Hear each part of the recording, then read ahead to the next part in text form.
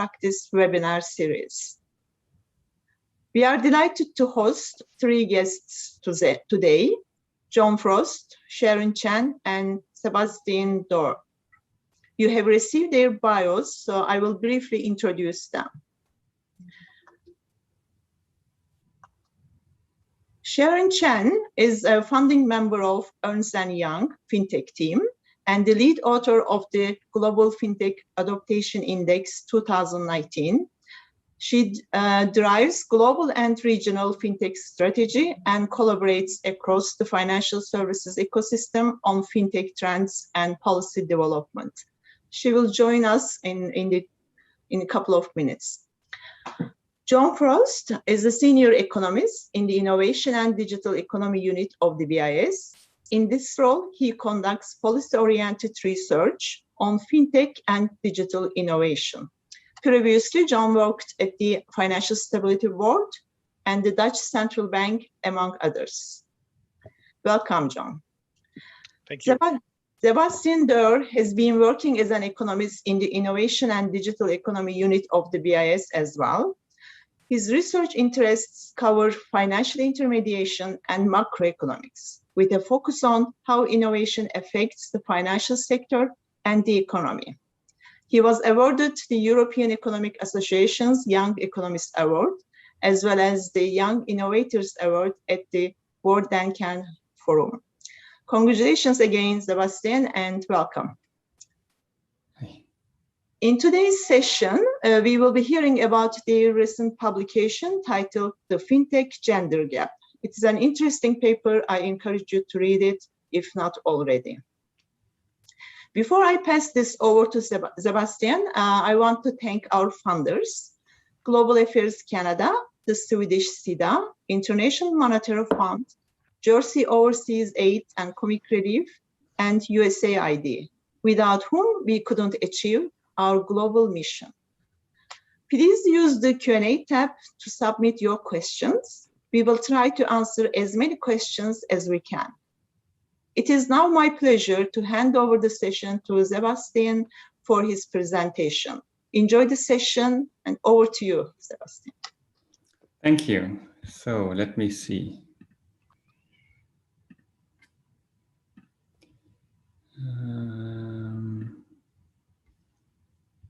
Okay, did this work? Can you see my slides? Yes, I can. Okay, so welcome and thank you for the kind introduction and giving us the chance to present our work here. So the Fintech Gender Gap is joint work with Sharon from EY, John, Leonardo, and Yun Sung Shin at the BIS. John and Sharon are on the call and will join me later also for the Q&A. So we all hope that fintech is fostering financial inclusion, right? So the idea is it's transforming financial services, and many policy initiatives have the explicit goal to foster financial innovation and improve access to finance for the underbanked.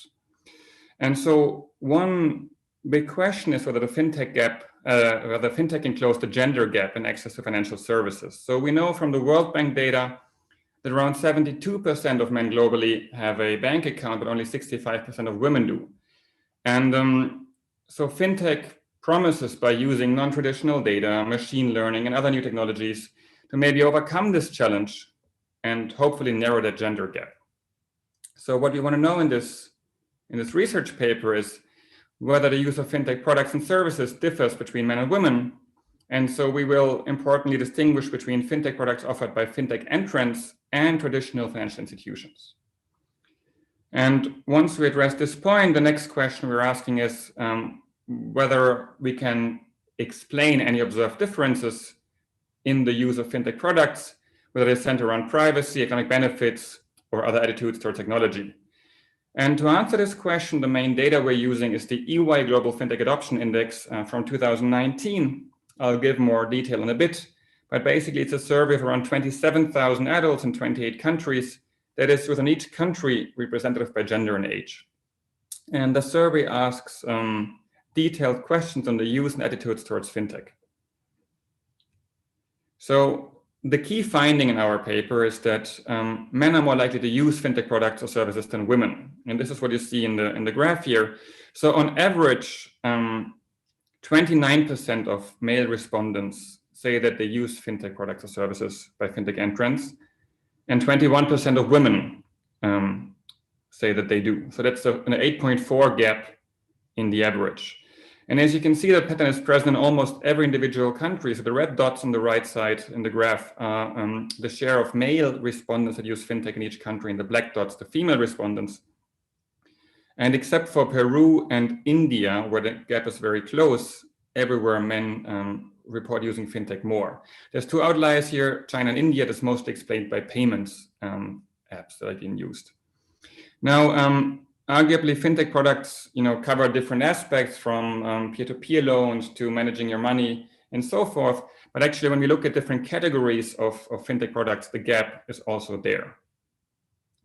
So when we try to understand what could explain this gap, the first thing we look at are individual characteristics such as age, income, education, but also country characteristics. So whether you live in a richer or poorer country, your financial development, and so forth. And when we account for these factors, we do find that the gender gap narrows, so from 8.4 to 5.2 percentage points. So that's around a 30% decline in the gap, but the gap is still there. And actually, when we plot for each country the average gap, that's what you see in the right in the graph, once unconditionally, so just the raw gap that's there in the data, and then once conditionally by taking into account differences in individuals' age, income, and so forth, we actually find that there's a very high correlation. So that suggests that individual characteristics, at least the ones we can control for, but also country level differences don't explain that much of the gap. So another question we're then basically asking is whether it matters who offers the fintech product, right? So it could be that maybe if the fintech product is offered by a traditional bank, maybe then there's no gap there as to opposed it's been offered by fintech entrants. And so when we do that, we find a few interesting patterns. So actually, more respondents say that they use fintech products offered by traditional banks than if they're offered by fintech entrants. So that's the average, almost 50% versus 25%. And interestingly, respondents are more likely to use fintech entrants if they also use fintech products by traditional banks. So this could suggest that actually fintech is more of a complement rather than a substitute to traditional banking services. That being said, we do find that the gender gap is almost identical across both groups. So it doesn't really matter whether the product is offered by a traditional financial institution or by a fintech entrant. The gap is similar in magnitude and not statistically different. So this could suggest it's rather more about the product, sort of fintech product, rather than the provider that could be responsible for the gender gap we observe. Now, so I've told you all the things that don't explain the gap. So of course, it's more interesting to provide some answers of what could explain the gap. So what we do is we document in the first step differences in gender attitudes towards privacy and technology. And so specifically, we want to know whether individuals are more or less concerned about privacy when they're dealing with companies online, their general willingness to use new financial technology, also their price sensitivity. So would you be willing to use or to switch to a fintech entrant if they would offer cheaper services or better rates? And finally, a product fit. So the idea being that maybe fintechs offer products which simply are better tailored or more innovative and suit my lifestyle better. So we first document differences in these attitudes, and then we want to know whether the differences in these attitudes could explain the gender gap. So the first thing in terms of documenting differences, we find that women report that they are more worried about their security when dealing with companies online, and they're significantly less willing to adopt new financial technology, for example, digital banks. Again, these questions come from the survey. Men instead are more price sensitive, so they are more willing to use a fintech entrant or even share their personal data with fintechs if cheaper offers would be the result. While women are actually less willing to use a fintech, even if the products are somewhat better suited to their needs or lifestyle. So the next thing we do is there are differences, obviously, in attitudes towards fintech products. But the question is, can they narrow the gap when we account for them? So what we do is we subsequently account for these differences across genders. And we find that actually worrying about your security or the difference in the suitability of products don't really narrow the gap. Instead, what explains a large part of the gap is that there are differences in attitudes toward technology and price sensitivity. So they bring the gap down from 5.2 to 2.3 percentage points. So in a nutshell, if we control for individual characteristics in the sense of age and income, as well as country characteristics, and then on top of that, for attitudes and price sensitivity, the gap declines by 75%.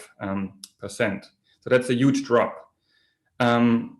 That being said, 2.3 percentage points are still around 10% of the average adoption rate, which is 25%, but that's still quite a significant gap. But I think it's good that we find some variables that could explain the gap we're observing. Now, of course, now we know that there's difference in attitudes, but what determines these differences would obviously be the next question. And so in our paper, we cannot answer this because this is not explicitly part of the survey. But we think there's three major explanations based on previous literature that could explain differences in attitudes and hence also a large part of the gender gap. So on the one hand, there could be differences in preferences across genders. There's been a lot of work showing that, for example, women tend to be more risk averse than men. So it could be that simply by being a new technology, it will take some time to be adopted. Another explanation could, of course, be gender-based discrimination. So there's also, I think, convincing evidence out there that loan officers have certain biases. There might have been discrimination in the past, and that might discourage some people from actually, using new technology. And the final explanation we think is a possible one is that there are social norms and laws that might affect the cost-benefit trade-off. So what that means is that maybe the leak of data could be more severe for women than for men, for example. Then even if a product would give the same benefit to both genders, if the costs of, say, a data breach are disproportionate, then that could discourage women from adopting fintech, which usually relies on data-intensive technology. So in terms of policy, we argue that there will be more research needed to pinpoint the underlying cause of the gender gap. So as we mentioned, attitudes differ and they go a large way or a long way of explaining the gender gap. But what determines those attitudes or price sensitivities is at this point an open question. But we think that, depending on the cause, it could be the case that if you want to foster financial inclusion through technology, you might need policy support that takes into account explicitly that the willingness to share data or to use technology differs across subgroups in the population. And again, only if we know the cause, we can actually design the right response in terms of policy. So in that sense, we think it would be promising to look further and better understand what determines differences in the attitudes to technology and price sensitivity to understand how to design best policy. Now, this is basically the key message of the paper. And now I'll spend the next 10 to 15 minutes to give you a bit more background to convince you that what we find is more than just a few pictures and correlations, but there's a solid analysis behind that, so that we're really convinced what we find is a very consistent and strong pattern that is hard to explain. So let me spend a few minutes on the Global Fintech Adoption Index first, and then move into the analysis. So the Fintech Adoption Index by EY is based on a survey of 27,000 individuals in 28 countries, so roughly 1,000 people per country. It's representative in terms of gender and age within each country, but it's an online survey. So one drawback here is that we only interview people, or EY only interviewed people that actually have access to the internet. Now, in terms of fintech usage, it might not be the worst thing because without internet, you can't really use most of the fintech services, but it's important to keep in mind. And the survey asks detailed questions on the use and attitudes towards fintechs, but also towards traditional financial institutions or non-financial services companies. We also know respondents' age, gender, income group, education, marital status, employment, country, and language. And just as I mentioned in the very raw data, the fintech gap is already large. So 29% of men use fintech products offered by fintech entrants. 21% of women do, and it's present in all subcategories. So it's true in payment products, investment, borrowing, financial planning, or insurance products. And there's also quite a few other differences in attitudes. So this basically just shows you the same in the picture. So once more, in every individual country except for Peru and India, there's a significant fintech gender gap. The left figure shows you basically the difference within individual product categories. And as you can see, some fintech products are used more than others. So payments, for example, is by far the most used fintech product in the survey. But the gap is there in every individual category. And actually scaled by mean adoption rates, it's quite similar across different products. Now, when we investigate those patterns in more detail in regression analysis, we basically want to know whether, the outcome here is just a dummy saying it's a value of 1 if you use a fintech product and 0 otherwise. And we regressed that on a female dummy. So basically, the beta here would tell you if it's positive, women would use fintech more than men. If it's negative, they would use fintech less. And the nice thing here is that we can control for a host of factors, including individual characteristics, but also everything at the country level. So we can basically abstract from factors like financial development, average internet access, GDP per capita, and all these things at the country level that could explain or potentially explain the gap. And so when we do that, so the right-hand side is the regression table, but I think we can ignore most of the details here. So when we add more and more of the controls that could explain the gap potentially, so characteristics at the individual level, at the country level, and so forth, the gap narrows, but it never disappears. And it also doesn't disappear when we only focus on those that already use banks or don't use banks for fintech products and services. The gap is actually quite similar in both groups. And again, in the final column 6 and 7, what we do is we really compare 19 individual fintech product categories. So we very narrowly separate fintech products in different groups, but we find that the gap is present even if you compare very similar products.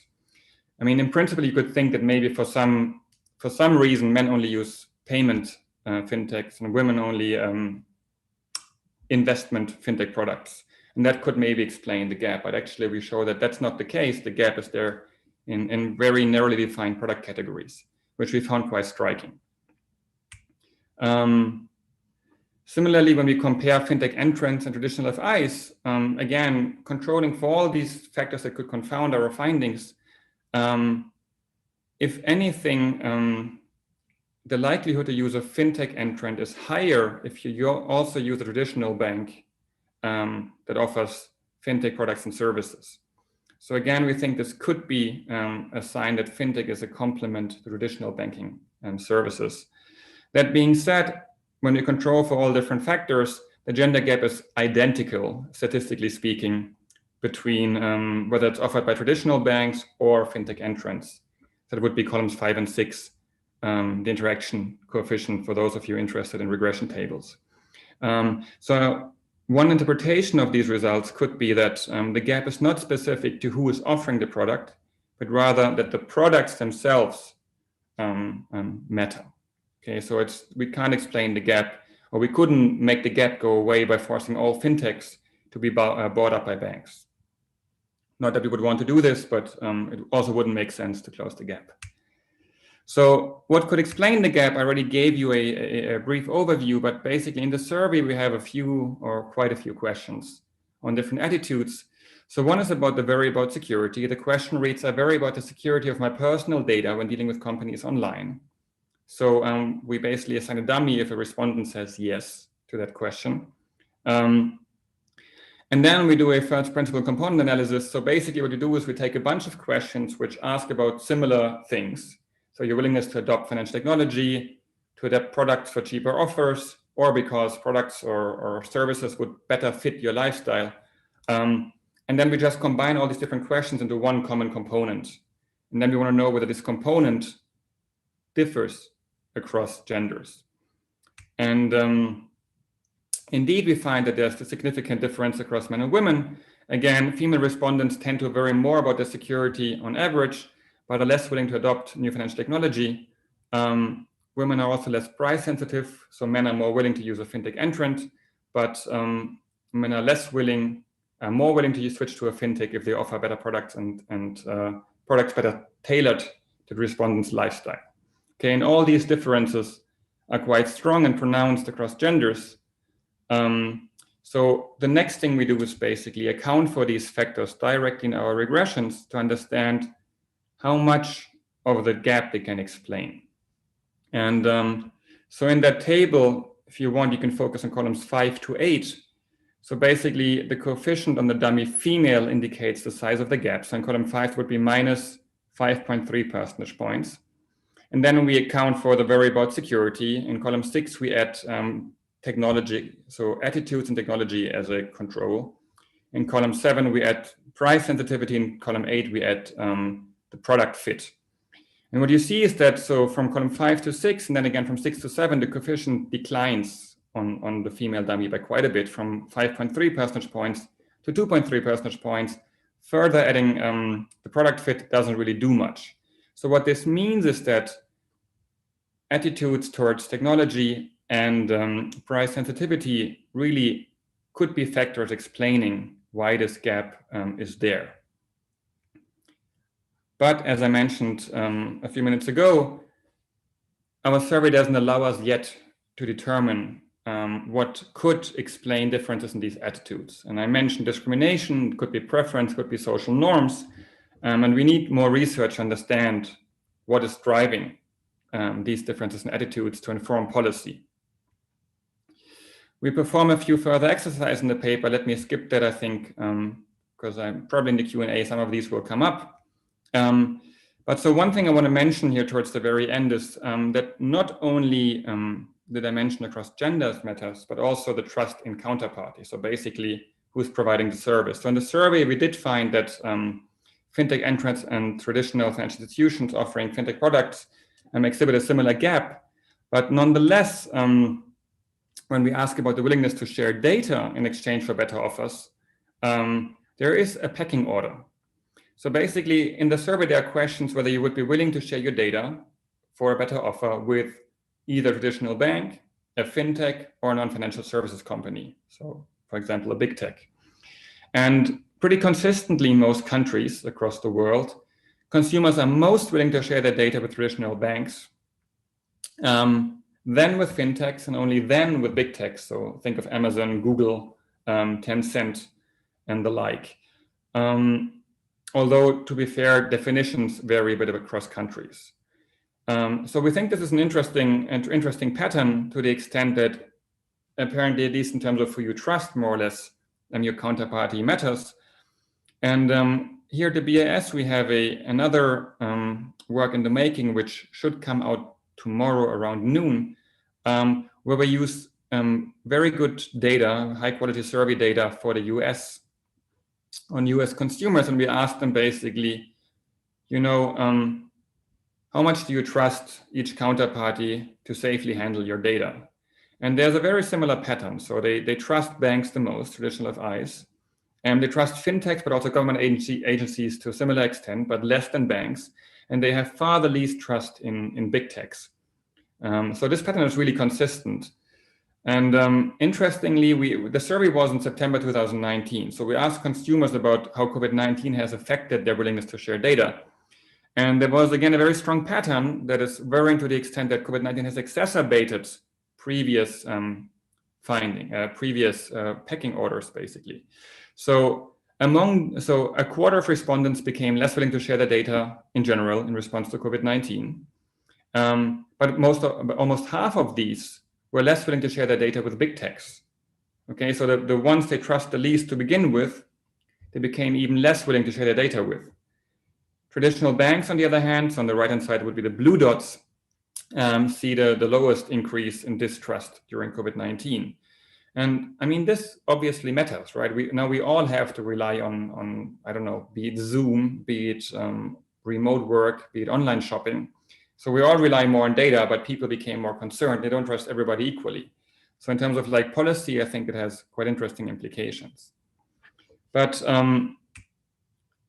let me wrap up and then open the floor for questions. So data lie at the heart of the digital economy, and the quality and representative of the data are crucial. It could be that an uneven provision of data could lead to biased algorithms, discriminatory pricing, and so forth. And so just having better technology might alone not really help us close the gender gap in the access to financial services. Instead, we might need policy to support this financial innovation. And that policy needs to take into account the different groups of the population have different concerns, and are less or more willing to share their data, for example, or less or more willing to adopt new technology. And so this new normal we're living in of remote work, Zoom presentations, might not benefit all groups equally, because although we all have to do it, some might like that more and some might like this less, or become more or less concerned about what would happen if the data would be leaked, for example. And so just to wrap up, the Fintech Gender Gap, you can read up the paper on the BIS webpage, but we find a very strong pattern. In almost all countries in the survey, women use fintech products and services less than men. And it's very hard to explain the gap just with individual characteristics or country characteristics. Instead, it seems that attitudes to technology and price sensitivity go a long way of explaining the gap. But we definitely need more research to understand what determines differences in those attitudes. So let me stop here, and I guess at this point, John and Sharon will join me for Q&A. Demet, back to you. Thank you, Sebastian. It's a great presentation, very informative and to the point. This is the advantage of having three speakers. Some questions are already answered live. Okay. Yeah, perhaps we can just, still go over those questions to see if you would like to add anything. So one of the questions were, if I own a fintech service and my wife uses it, to which gender would you assign the use of the service? Might this be creating a false perception of a gender gap? So I assume John or Sharon answered that at some point we split the sample into those that live alone and those that don't.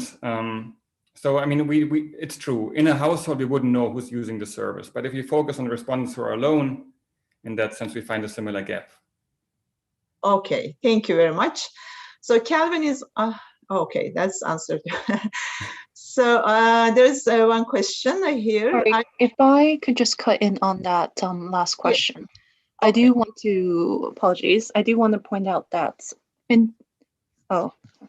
I guess we're starting video. There we go. I do want to point out that fintech, as most of the fintech solutions are very mobile phone based.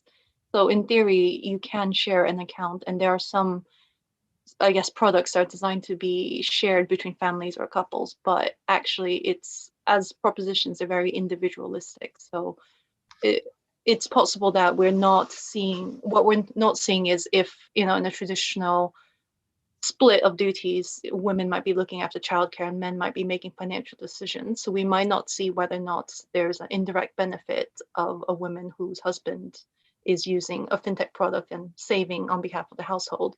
But if we're looking at who's using the product in and of itself, then I think it's what we've got here is a pretty fair measure. Mm-hmm. Thank you. Yeah, thank you very much. So there's one question not answered yet. I think it's just a matter of preference. Now, wouldn't it be more important if the gender equality was based on who makes more fintech products? Anyone wants to answer? I'm not sure I fully understand the question. Yeah. I'm sorry. Well, to kind of maybe take a stab at the question, I think it's very separate to this piece. There's quite a lot of thinking and questions around how do we get more female founders into not just the fintech space, but into the tech space, and whether or not there's institutional barriers, financing barriers, cultural barriers, whatever they are. There's a lot of people researching this, speculating, trying to fix that. I think it's important to ask the question of whether or not fintech is reaching women, because the idea and the reason fintech has had so much traction is that it promises to be better in however you want to define it, whether it's cost or whether it's better user experience, but better than what products might be available. And in that case, if you're looking at it from a societal benefit perspective, you want to make sure that those benefits are able to trickle down to all parts of society. In this case, we're looking at gender, but if you look at the industry, there's also concerns about making sure it hits the more the elderly or the less technologically less technologically skilled, or making sure it hits more vulnerable populations without certain IDs and so on. So I think it's important to remember it is a industry, but also given the impact it's had on the industry itself and on financial services, making sure that the benefits trickle down and reach everyone across society.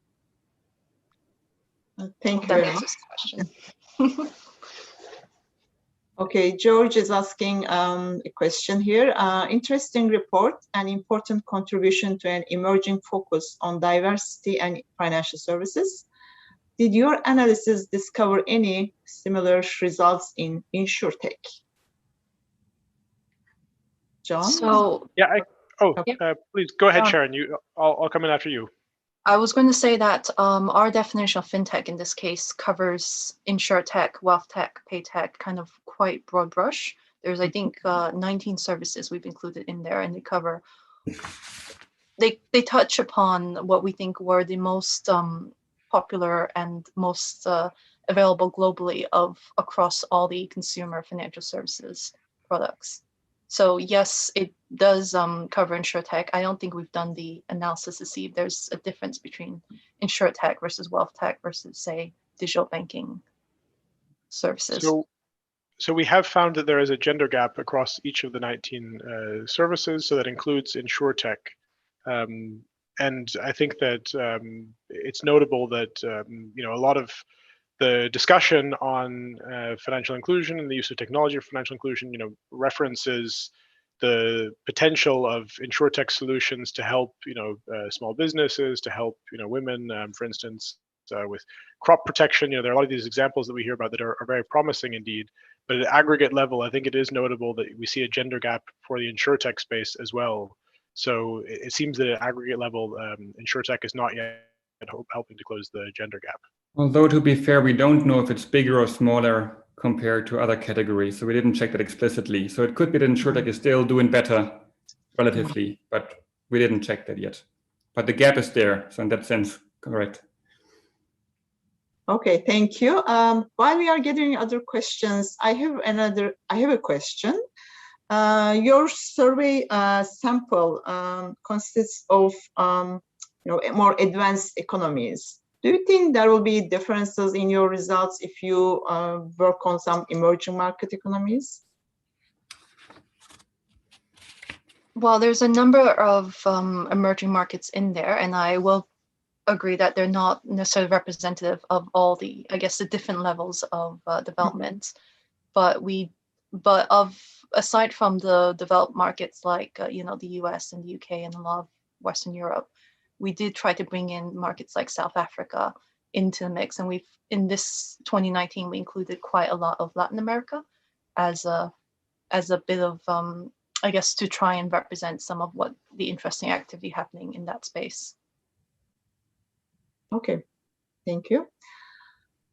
I'll continue with the questions from participants. Quite an insightful paper. My question is, how do you take into consideration variations in digital divide, robustness of ICT infrastructure, discrimination against women across the countries involved in the study? Also, do you think the level of financial literacy has any effect on gender gap on the fintech industry? So I can take this, and I think Sebastian will also have some things to add. I should note that our survey is of digitally active respondents. So, it assumes that the respondent has access to digital technologies, which means that it likely understates the gender gap. Indeed, there are indicators showing that women, there is a digital divide. Women are less likely to have access to digital technologies to start with. And we show that even among those who have access to digital technologies who are able to, take part in the survey, there is this gap in the use of fintech. We also have a proxy for financial literacy. It's not a perfect proxy, but we do have a question, and we find that the results are robust to including this measure of financial literacy. Sebastian, I'm sure you have something more to add here. Yeah, so one thing to point out is that we do know the country you're in, but we don't know which part of the country. So arguably, if you look at larger countries, there could still be huge differences within countries in terms of, gender attitudes, discrimination, things like that, that we can't pick up in this survey. So all we can take care of is the average in each country. That said, so the US survey I briefly mentioned at the end, there we ask a few questions which are more detailed on literacy, who takes financial decisions and so forth. So at least in the US, they don't explain the gap. We do find, however, that in areas where people perceive there's more discrimination against women, they're less willing to share their data. So it could be, it's still in the making, so I don't want to make too bold statements here. But so that would be in line with, I think, what you have in mind with your question. But the survey we have in this paper, we don't know the disaggregated data at the country level. Sharon, I don't know if you have further thoughts. Yeah, I'm afraid we weren't able to, we had to limit how many questions we put in there. Okay, thank you.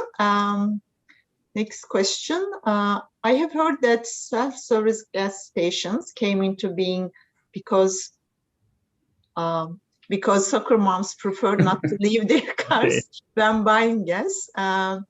Unexpected question. Is there a similar example in fintech? So the question is whether the demand for a product leads to the product being made or offered. I guess that's the... Yeah, I think that's my understanding. Otherwise, John can rewrite, but yeah. I don't know, Sharon, John, any examples? What I would say is that if you look at most tech startups, including in the fintech category, and you speak to the founders, there's always an origin story about why they think there's how they got inspired by the idea and why they think it's something that needs to be resolved with, new technology or a different approach.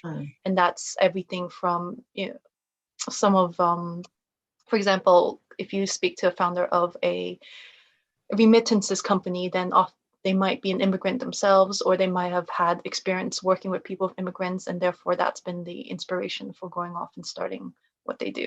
So nothing immediately comes to mind quite as specific as the example that's given, but there is, I think, within the industry, a general acceptance that not only do you kind of have that origin story or try and fill niches in the market, but also as part of the design of the product, you incorporate quite a lot of customer feedback in tweaking what you initially might have started off into what actually gets presented, or what, by the time you get to your Series B or C, what is the product that you're trying to really scale up.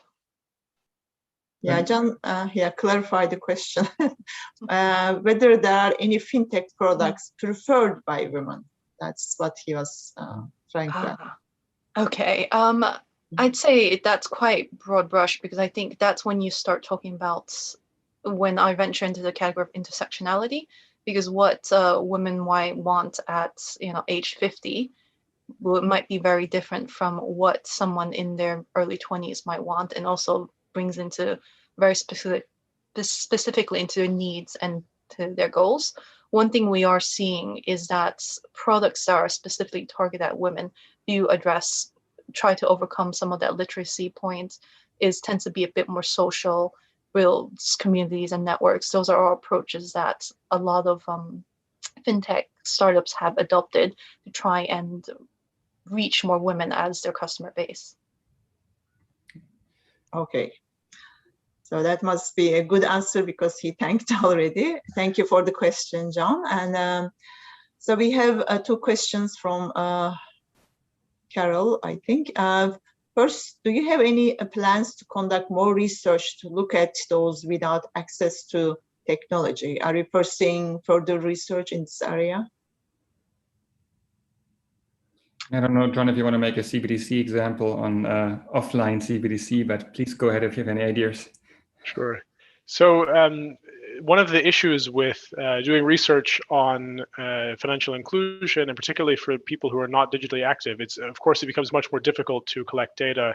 There is a lot of research, and I'm sure people in this community are very familiar with, the JPAL and the work by Duflo and others that really looks at RCTs in emerging market developing economies, sends surveys, sends people to collect data.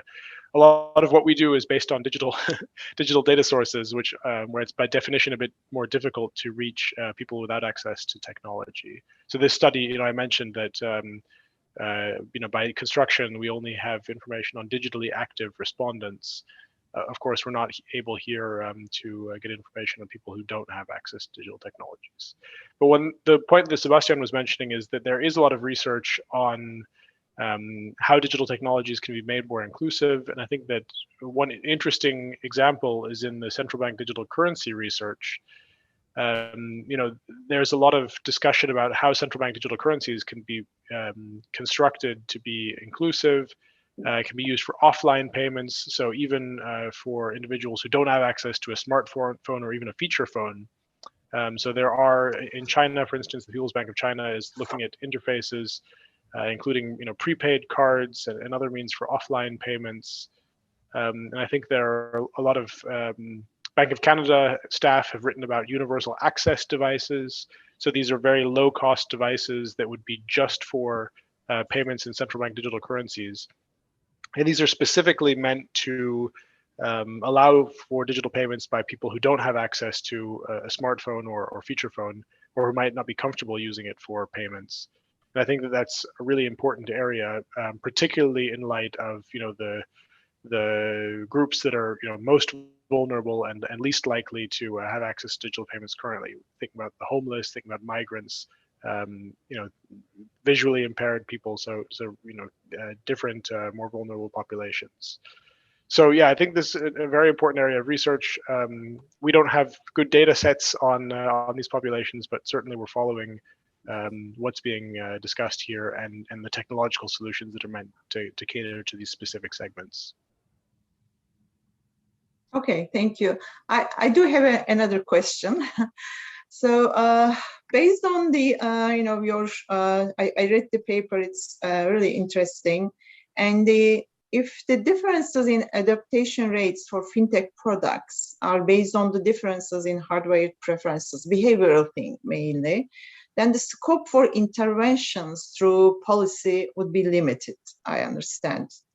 Are there any role for supervisors to do more, especially, for example, addressing the data security issue you discussed in the paper?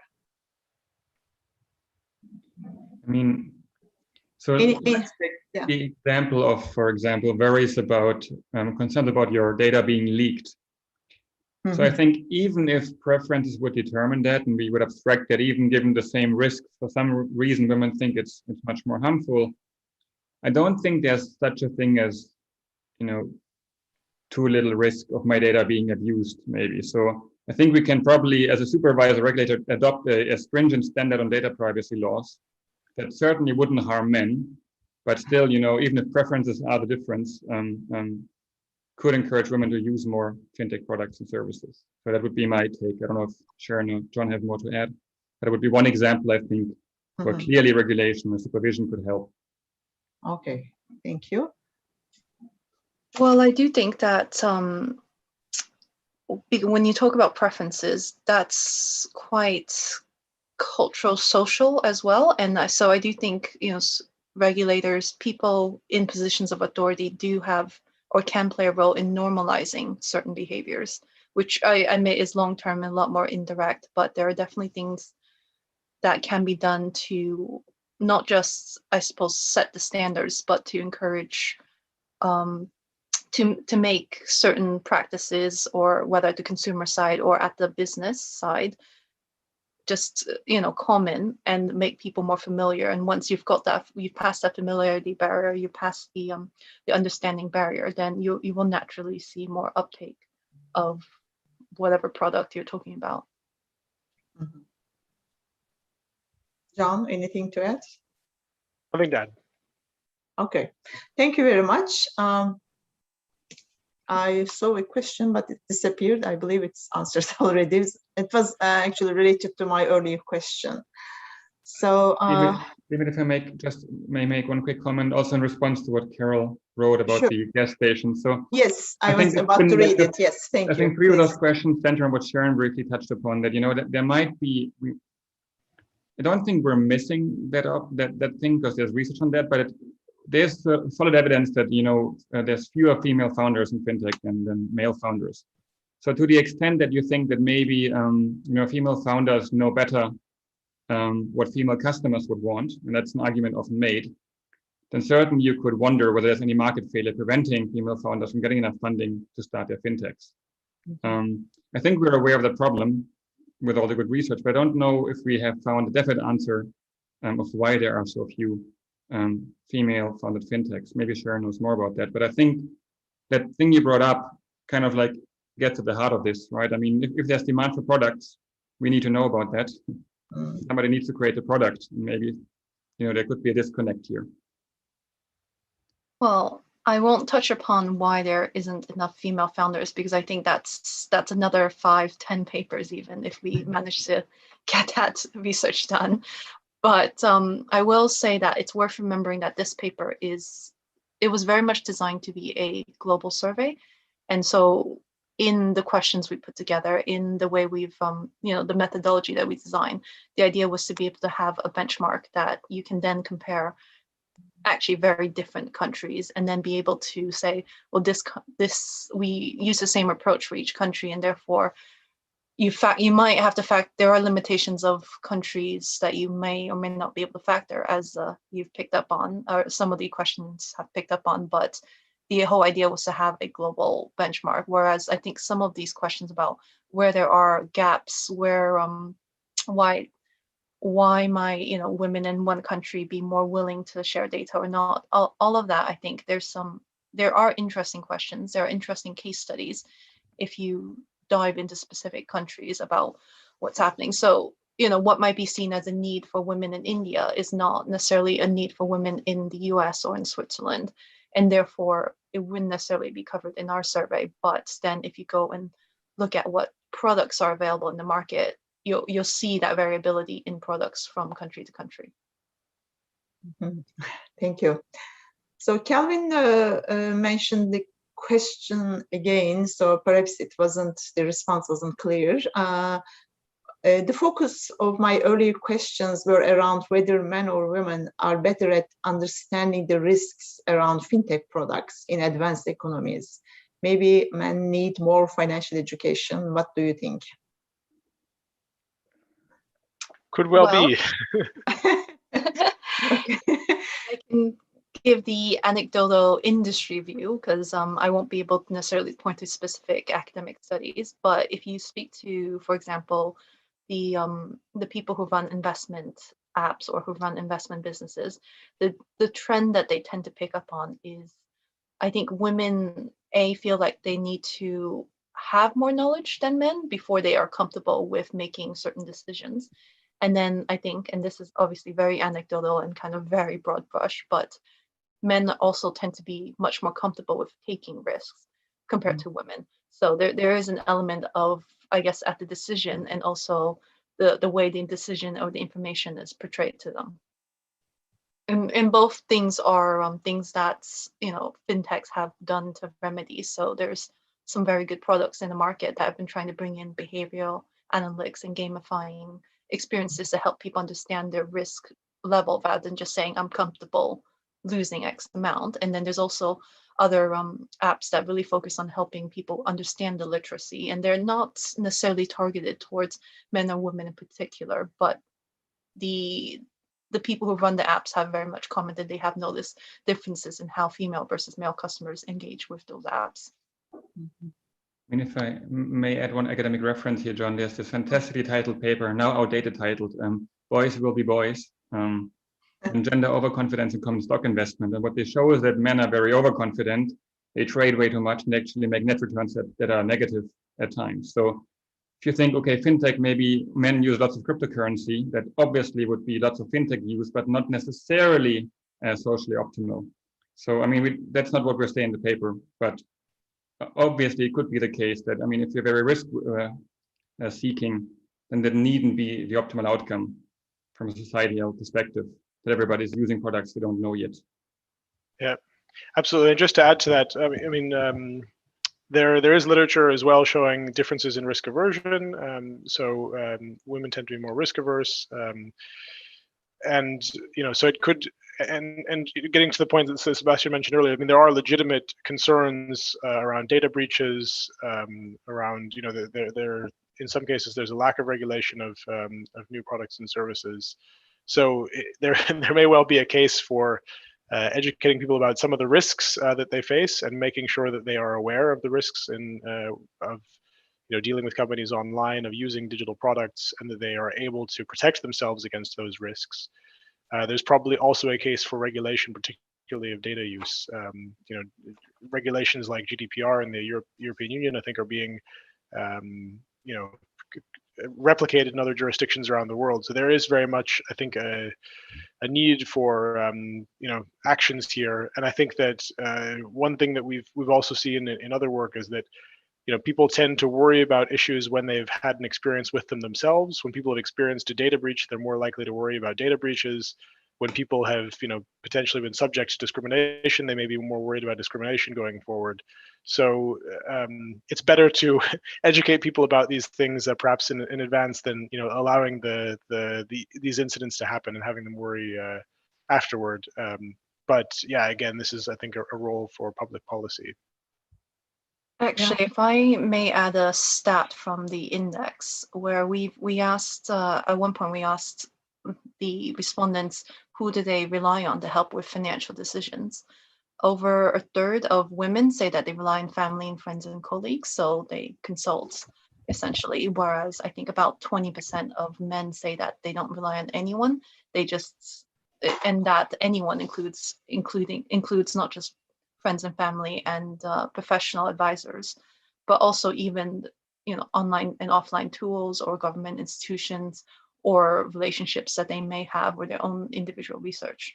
So I think that's quite revealing in their mentality. Yeah, thank you. If I remember correctly, one of the main drivers of this fintech gender gap in your paper was men are more price sensitive. When they see a cheaper product, they just move right away. So that's one thing, one of my takeaways from the paper. Okay, Calvin, thanks you for your thoughtful answers. And we have a question from George Brady. Behind social cultural norms that may contribute to the gender gap, did you discover any legislative or regulatory barriers to gender equality, whether financial laws, regulations, or other?